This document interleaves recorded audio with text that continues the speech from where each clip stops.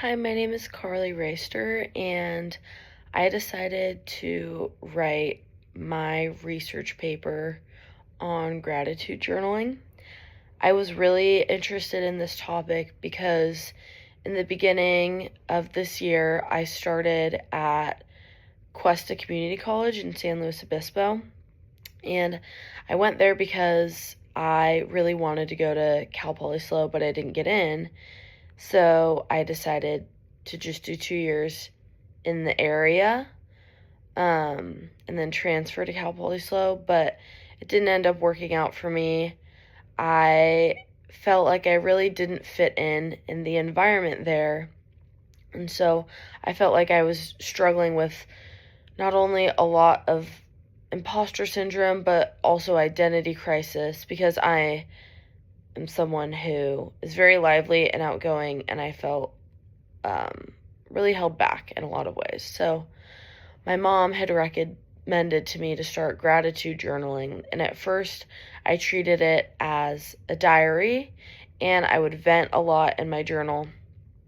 But at the very bottom, I would always keep a small bullet point list of things that I was grateful for, and I always at least included my health and my family and the relationships in my life. And that was bare minimum. But as time moved forward, I found that the more that I kept in my gratitude portion of my journal, the more that I would start to actually think about things that I was grateful for throughout my day. And it really helped me shift my perspective, and I found a lot of clarity in keeping a gratitude journal for myself.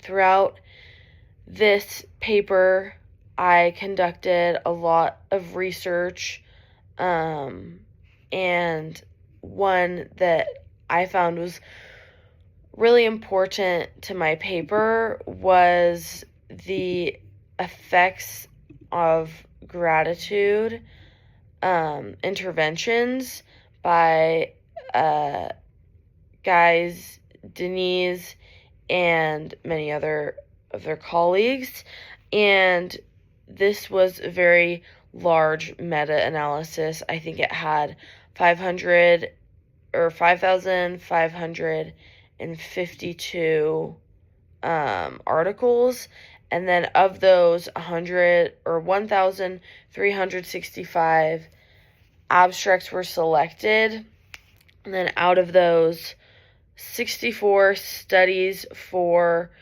the systematic review, and then 34 for 33 studies for the meta-analysis were used. And out of those, they had all random test subjects who were very aware that the study was based on gratitude, but they conducted interventions that had to do with gratitude. And so they asked them to keep gratitude journals, say gratitude reflections throughout the day, anything that would promote grateful thinking. And they found that there was a 4% increase of gratitude, life satisfaction increased by 6.9%, anxiety decreased by 7.8%. There are a lot of great benefits to this. The one bias that there was that people knew that it was like the test was on gratitude, so that could have promoted more grateful thinking too, subconsciously, just because they knew what they were doing. But this is really representative of research to this day, because I feel like since it was all ages of people being tested, I think that it's a good point about our population as a whole right now.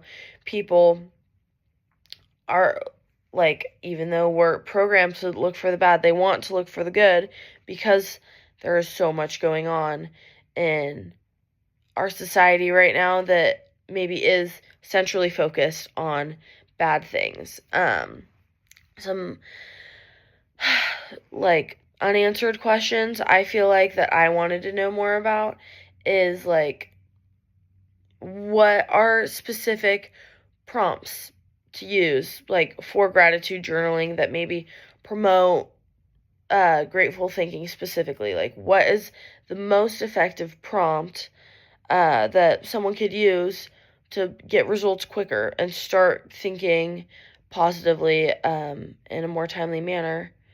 I think it's really important to be aware of not only like doing gratitude journaling, but really thinking about it throughout your day, like channeling your energy to think about, okay, what am I grateful for? Not just listing it out and never thinking about it again, because that won't really give you a true effect. And I plan to keep implementing this in my life. I still write in my gratitude journal, and I try to do that as often as I can. It's not every day anymore, but it used to be, and when it was that I was writing in my gratitude journal every day, I really did see a change. So, thank you for listening.